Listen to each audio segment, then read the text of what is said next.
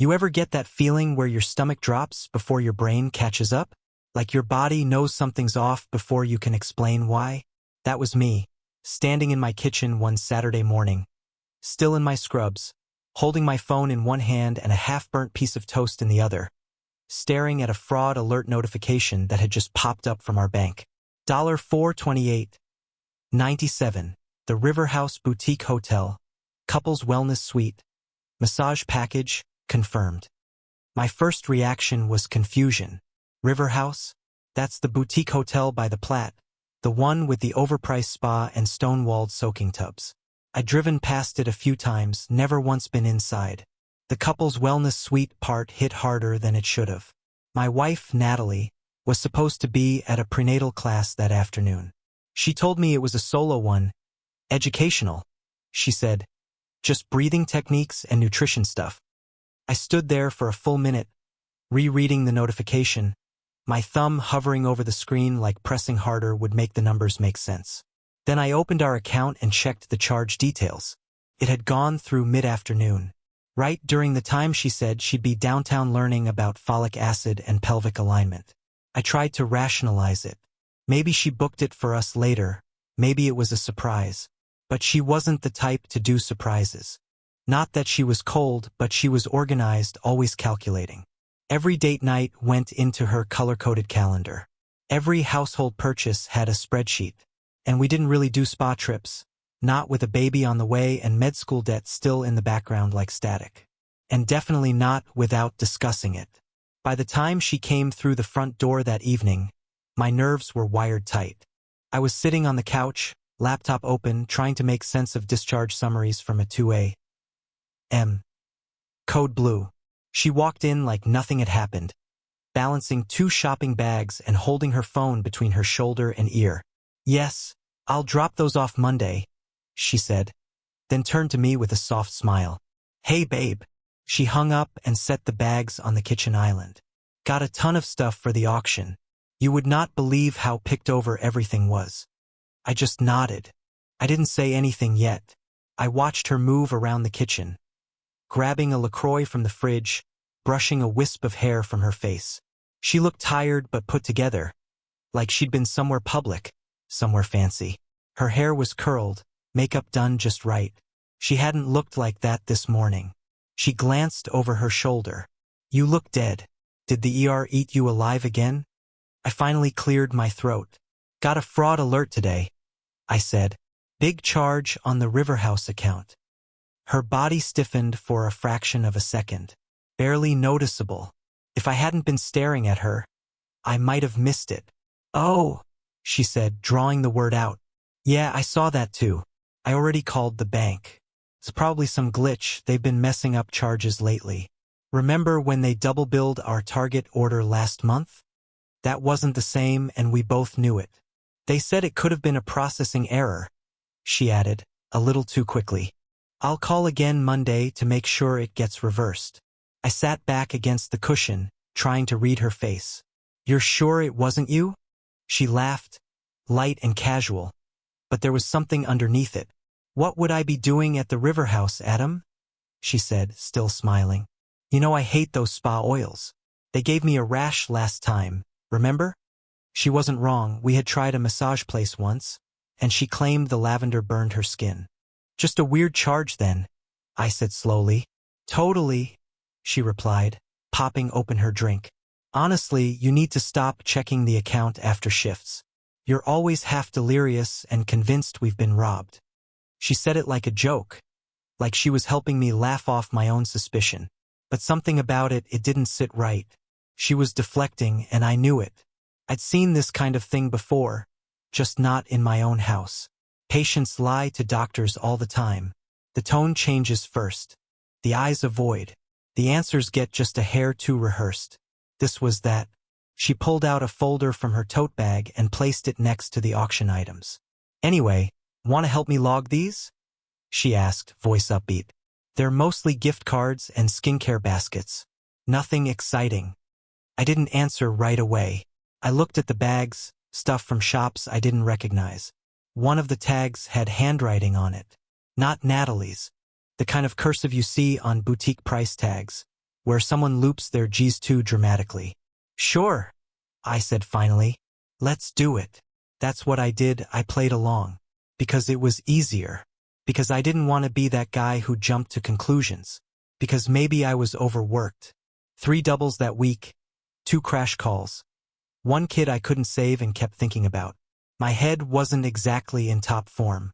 But later that night, when she went to bed early, claiming exhaustion, I stayed downstairs with my laptop open, but not working.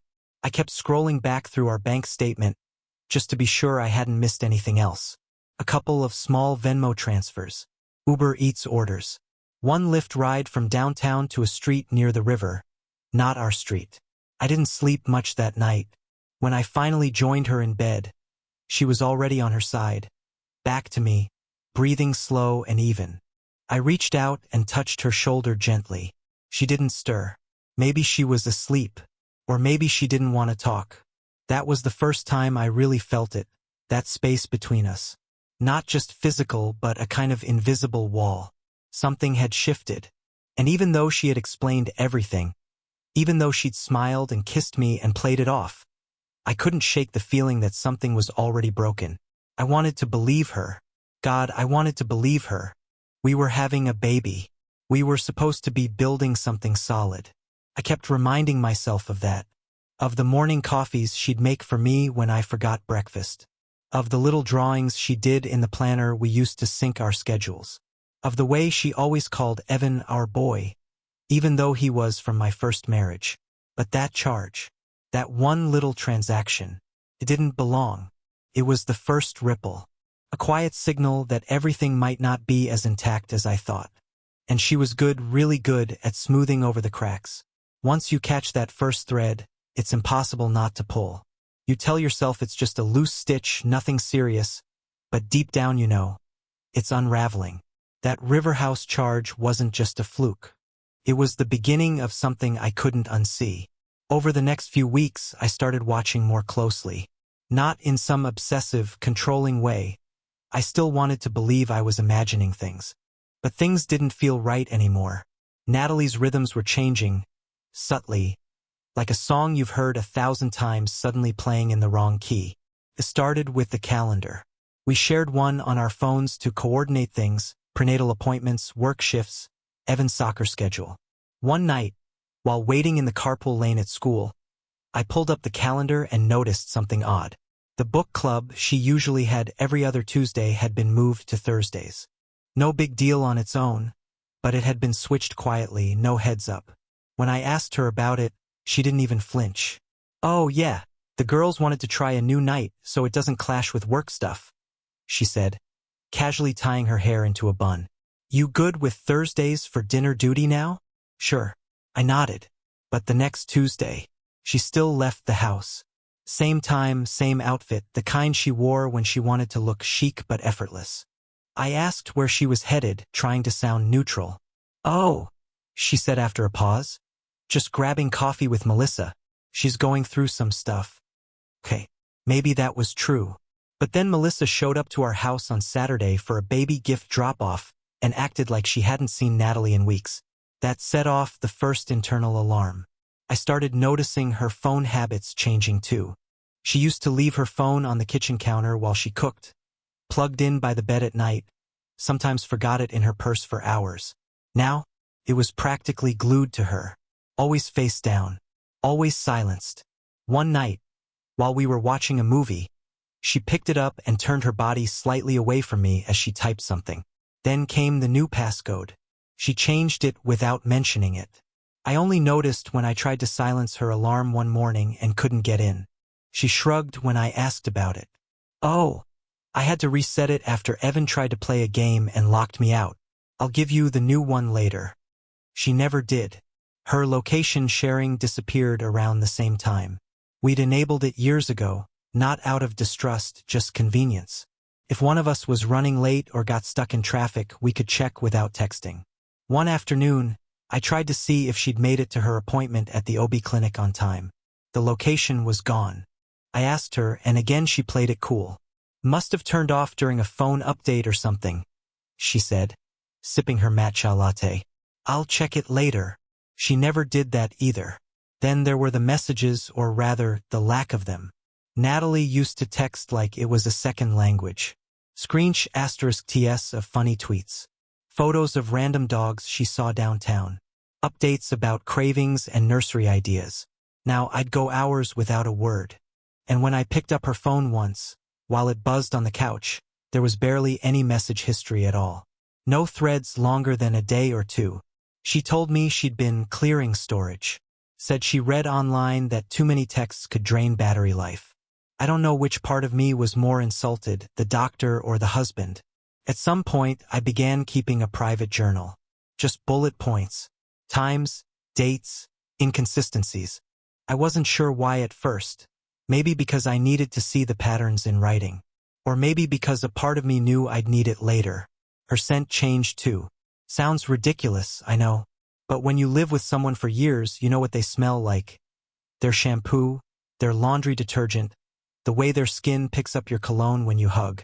Natalie used to wear this light vanilla cedar scent. One day it was gone, replaced by something stronger. Floral. Expensive. I noticed it the first time she came back from one of those book club meetings. I asked about it. "Oh, it's just a sample from the office," she said. "The rep gave it to me. Do you like it?" I said it was nice. But it wasn't her. Other things followed. Missed calls. Deleted voicemails. One night I caught her coming out of the garage in a rush, holding her phone and smiling before she noticed me. I asked what she was doing. She said she was throwing out a bag of recyclables. I looked. No bag. Then there was the tire tread. I know that sounds obsessive, but hear me out. I park on the left side of the garage. Always have. Natalie parks on the right. We keep it neat, no clutter, lines drawn. One morning after she left for her shift, I noticed tire marks that didn't match mine or hers. Wider tread. Thicker pattern. Like someone else had parked there briefly and pulled out. I took a photo. Didn't say anything. Around Evan's school, I saw something else. Something that made my stomach drop. Her ex-husband's SUV. Cole. Same dark blue Pathfinder he'd had for years. Parked a block away from pickup. At first, I figured it was a coincidence. He lives in the area. Maybe he was just passing through. But then I saw it again. And again. Always around the same time Natalie claimed she was at the clinic or working late. I never saw him pick Evan up. That's my role. But his presence lingered like smoke. I decided to test something. I pretended to forget Evan's cleats on a Saturday game day and told Natalie I'd swing by her work to drop off her lunch. She panicked just for a second, but enough for me to notice. "Oh no, you don't need to," she said. "I'm slammed with back-to-backs today. Just leave it on the porch if you can." She'd never turned down lunch before. I didn't argue. But I didn't go home either. I drove by the clinic. Her car wasn't there. That night, I waited to see if she'd mention it. She didn't. Instead, she told me she had a rough shift and needed to soak in the tub. I nodded, watching as she walked upstairs, still in the same spotless clothes from that morning. Then came the calendar slip-up. She accidentally left her phone open on the kitchen counter while getting a call from her mom. I glanced down and saw a canceled shift for Thursday. A full-day block removed. No reason given. No rebooking. But she told me she'd be covering for a sick colleague that day. I took a screensh *T. It was around then I stopped looking for reasons to excuse it all. I wasn't trying to catch her anymore. I was watching her unravel. And she didn't even notice. Every piece didn't scream affair on its own. But stacked together it was deafening. The sudden over-defensiveness. The guarded phone. The smell. The lies. The absences. And Cole. Always Cole. The same man who once swore he wanted nothing to do with parenthood. Who missed years of Evan's life without so much as a birthday card. Now he was back. Lurking. Quiet. Familiar. And the worst part? Natalie didn't even try to hide her growing detachment. It was like she assumed I'd always be too busy, too exhausted, too trusting to put the puzzle together. But I did. I started going through our joint expenses line by line, watching for anomalies. Spa days, gas stations far from home, restaurants in neighborhoods we never ate in. Slowly, the picture got clearer. She wasn't just drifting. She was leaving breadcrumbs. And I was finally picking them up. There's a moment when your suspicions solidify into fact, where your mind goes completely silent. Not angry, not panicked, just hollow, like you've run out of energy to deny what you already knew deep down. For me, that moment came on a Thursday night during my clinic's annual corporate party. The theme was winter renewal, which basically meant cold hors d'oeuvres, cheap white wine, and department heads giving speeches no one listened to. I wasn't planning to go originally, but our director asked me to make an appearance, just to smile for the board and shake hands with donors. I didn't even change out of my scrubs, just tossed a blazer over them and showed up halfway through dessert. Natalie wasn't supposed to be there. She wasn't part of the clinic. But about 20 minutes in, I saw her. She was standing by the glass wall that overlooked the courtyard, her back to me, wearing a navy wrap dress I hadn't seen before. Her hair was curled, makeup precise. She looked like someone who belonged on the arm of a politician or CEO. Not my pregnant wife who had supposedly spent the evening resting at home with leg cramps and a hot pad. I stopped mid-step. It took me a second to process what I was seeing. Then he appeared. Cole, Natalie's ex-husband. The same man who had vanished from Evan's life for a decade, who had moved on without a second glance, was now standing beside her. One hand on the small of her back, the other holding a drink. He was dressed sharp, tailored charcoal suit, new watch, too polished to be casual. And they looked comfortable, like a pair that had never unpaired. The two of them weren't mingling with the crowd.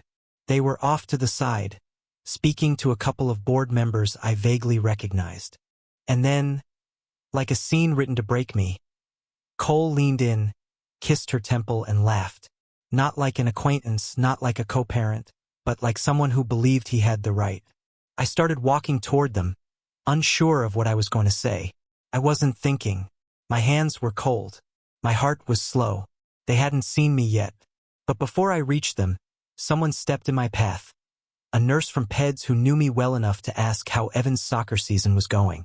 I nodded politely, said something about playoffs, and tried to inch around her. By the time I got past her, Natalie and Cole were moving toward the elevator. She glanced in my direction. Her eyes locked on mine for maybe half a second. No surprise, no panic, just a brief flicker of acknowledgement. Then she looked away, like I was someone she vaguely recognized, not the man whose child she was carrying. The pair disappeared behind the elevator doors. I don't know what pushed me to follow them. Maybe I wanted to give her the chance to explain. Maybe I needed to see the full thing collapse. I took the stairs, skipping every other step, and exited out the side of the building where staff usually parked. From the corner, I had a clear view of the rear lot. And sure enough, there they were, Natalie and Cole, walking toward a familiar building across the street. The River House, the same boutique hotel from the bank charge weeks ago. The one with the overpriced spa and vague wellness experiences. The one she had dismissed as an accounting glitch. They didn't rush. No hiding. No sneaking glances over their shoulders. Just a quiet, confident stroll into the lobby, hand in hand like it was any normal date night. I stayed across the street, frozen beside a planter, watching through the windows as the receptionist greeted them. Cole signed something. Natalie laughed at something he said. 2 minutes later, they disappeared into the elevator. I should have left. I should have walked back to my car and driven home. But something kept me there. I needed to see it all. I needed it to be real, undeniably, painfully real, because otherwise I'd keep second-guessing myself. So I waited. 10 minutes passed, then 15. I crossed the street, went inside, and approached the desk. The receptionist glanced up, all politeness and perfume. "Hi, can I help you?" I smiled the way I do when I'm explaining a procedure to a terrified patient. "Yeah," I said. "I'm meeting my wife here, Natalie Brooks. She might have checked in already." The woman blinked, then glanced down at her screen. She typed something. Scanned. "Yes, actually. One room under Cole Stanton." She turned the screen slightly. "Checked in just a few minutes ago." My stomach clenched. I leaned in. "Just one room." She nodded. "Suite 305. It's a couple's package, actually. Spa credit, dinner vouchers, soaking tub. Valentine's promotion. I thanked her and stepped outside before I lost the ability to fake calm. I stood on the curb, hands in my pockets, breathing through my teeth. Somewhere above me, in that dim-lit building, Natalie and Cole were unmaking the story I thought we were living. And this wasn't an affair in progress, it had progressed. This was established, practiced. They'd done this before. That was the night something shifted in me. Not rage, not devastation, just clarity. I wasn't going to ask questions anymore. I wasn't going to collect alibis or hope she'd tell the truth. I had facts now. Time-stamped, public, documented. I went home, pulled up our shared account again, and started combing through every detail. Hotel charges, jewelry purchases, spa services, Lyft rides, dinner reservations. I opened a new folder on my laptop titled simply, Natalie. I **Ted the reservation confirmation email that came through later that night, the one she forgot to delete. It was sent from her personal email to Cole's. The subject line read, Final confirmation, River House, Thursday. Attached was the full itinerary, check-in at 7:20 p.m., dinner reservation for 2 at 8:30, spa services listed under a package called Reignite. The audacity made me dizzy. I found her planner in the kitchen drawer the next morning. Flipping through it, I saw blank entries on days she told me she was covering for someone or on call. Next to them, tiny hearts. Handwritten notes like, Boulder CS, or Pines at 2 p.m. no call.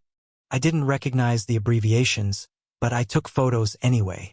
Later that week, I called in a favor with a friend who worked in facilities. He pulled footage from the clinic security cameras for the night of the party.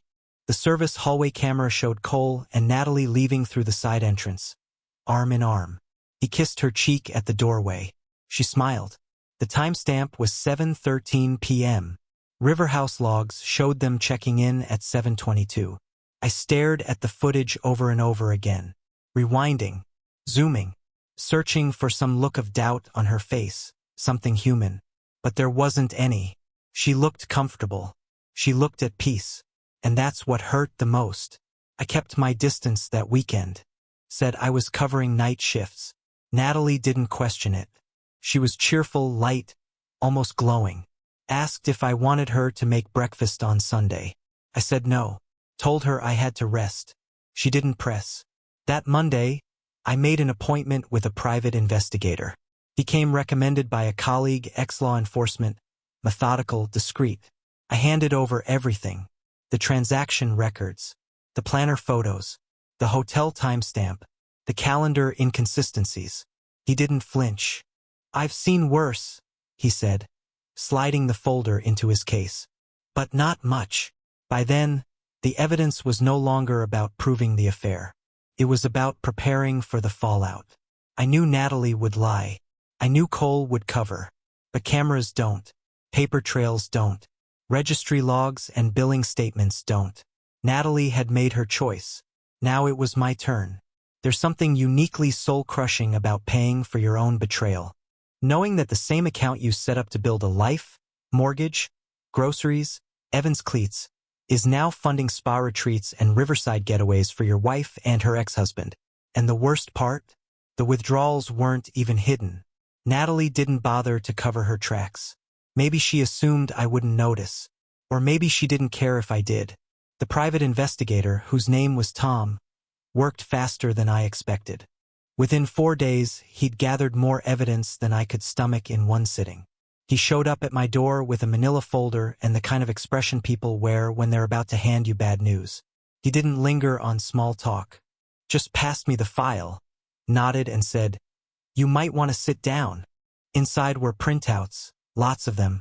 Hotel invoices, timestamp security stills, credit card charges, even tollway passes that placed Natalie's car on the highway to Boulder during times she claimed to be working. She wasn't being discreet. On the contrary, it looked like she and Cole had a routine. Thursday evenings were their favorite, likely because I was usually on the night shift and Evan had soccer practice with my friend, Neil, who helped with pickups when I was stuck at the hospital. One record in particular stood out. A boutique hotel in Colorado Springs. 2 nights booked under Cole's name, with Natalie listed as the second guest. The room rate had been paid in full from our joint debit card. Not hers. Not cash. Ours. On the same weekend, she told me she was attending a maternal wellness retreat with other expectant moms. I remember sitting at the kitchen table, hands flat on the folder, just staring at that receipt. Natalie had even posted a photo that weekend to Instagram. Just her hands on her belly, captioned, "Baby Brooks kicking like crazy. So grateful for a weekend to reflect yellow heart." The comments were full of hearts and congratulations. She got over 100 likes. I turned the page. Tom had included *TS of text conversations he recovered through social engineering. She'd been using a second messaging app, one she thought I wouldn't know about. And I wouldn't have if not for a backup file he pulled from her cloud sync. The messages weren't graphic, but they didn't have to be. "Cole, don't forget to bring that blue robe this time, the one you wore in Springs." "Natalie, it's already packed. Are we going to the same Thai place after? I've been craving that curry all week." "Cole, of course. U plus spice equals second trimester bliss." She used emojis, inside jokes, sent pictures of hotel menus, jokes about spa playlists. This wasn't a fling. It was a reassembled life, just without me in it. There were records from a jewelry boutique downtown. 2 items. One a simple gold bracelet, the other a locket. The locket had been engraved. The purchase order included the engraving text, "Still us. Paid via our checking account, $329. I hadn't received a gift from Natalie in over a year. When I asked her once if we were still doing anniversary gifts, she said, "Let's save for the baby instead. We'll do something special when things settle." Yeah. Apparently, she'd already started. Tom also provided photographic evidence. I had told him I didn't want images unless absolutely necessary. But I guess, in his experience, people never know what they want until they're staring down the truth. The photos were printed on matte paper, time-stamped and labeled. Natalie and Cole outside a bookstore in Boulder, arms around each other. Natalie leaning against his car in the clinic parking lot, laughing while he tied her coat. One series showed them walking into a prenatal clinic, not our regular one, just over the county line in Jefferson. That one made my chest tighten.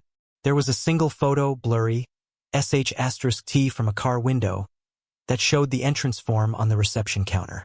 Under the accompanying person section, Cole's name had been written in pen. I stared at that image longer than the others. Something about it, mundane and heartbreaking, hit harder than the rest. She let him be there, for a moment that should have been mine. A moment I'd rearranged shifts to attend. She told me the appointment was canceled due to double booking. I believed her. I thought I was being a supportive husband, giving her space, respecting her schedule. She was filling that space with Cole. Then there were the money transfers. Tom's associate, a forensic accountant, had traced multiple small wire transactions. $100 here, $75 there. Sent from our account to a card listed under Cole's LLC. The LLC, according to public records, was supposedly for consulting, but the address tied to it was a P.O. box in Arvada, and there were no actual invoices for services. It was just a financial funnel. I highlighted every transaction, totaled them, $3,280 in 3 months.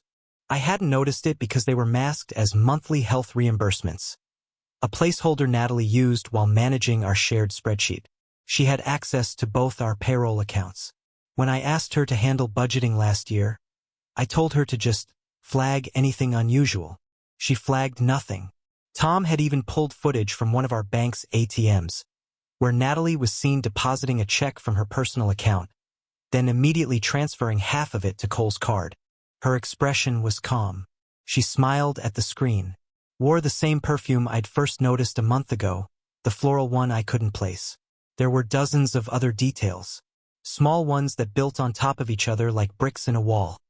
A second phone charger in her car, hidden beneath a towel.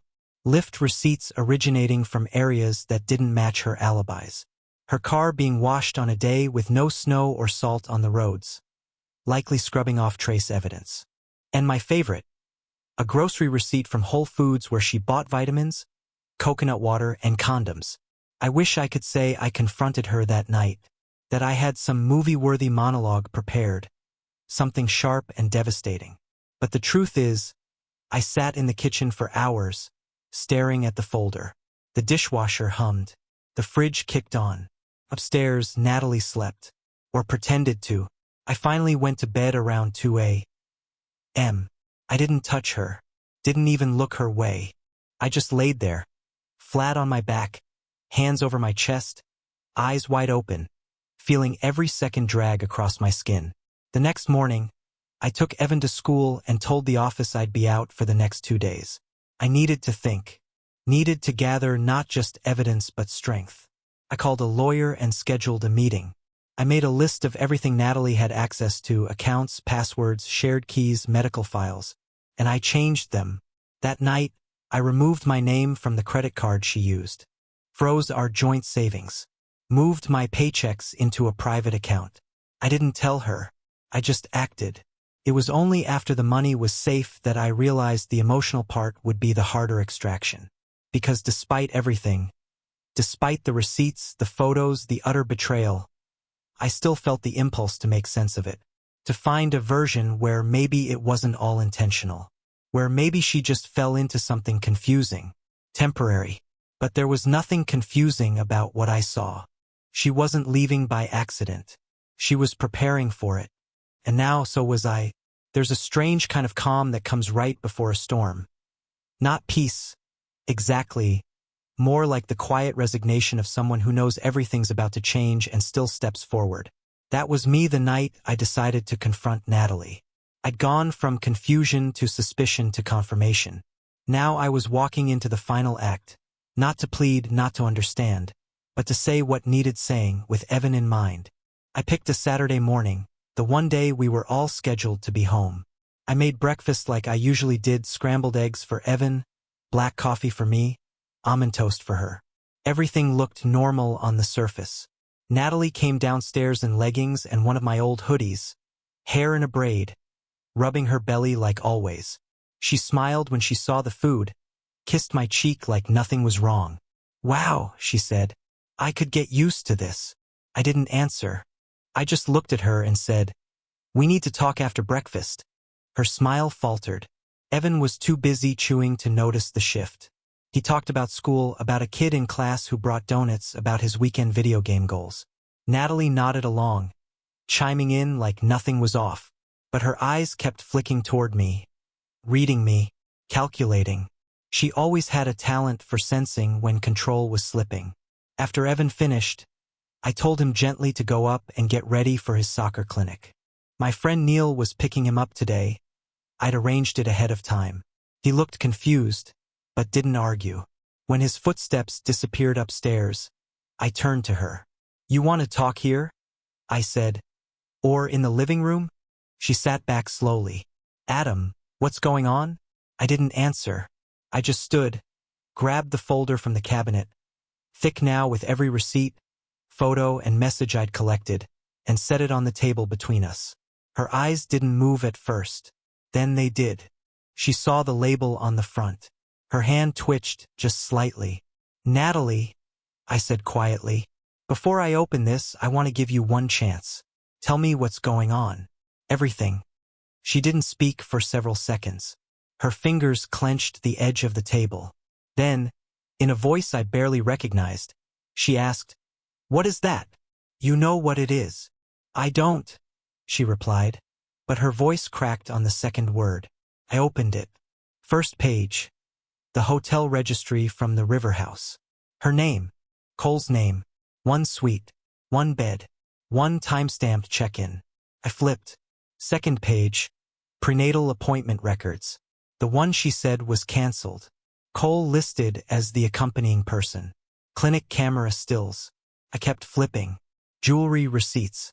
Transfer logs. The engraved locket. Copies of texts.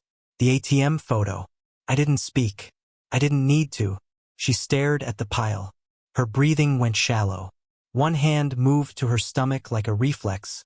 The other hovered above the pages, trembling. Finally, She reached out and slid one of the receipts toward her, staring at it like it might explain itself. I can explain, she said, barely audible. Then explain. It wasn't supposed to be like this. I almost laughed. You weren't supposed to get caught?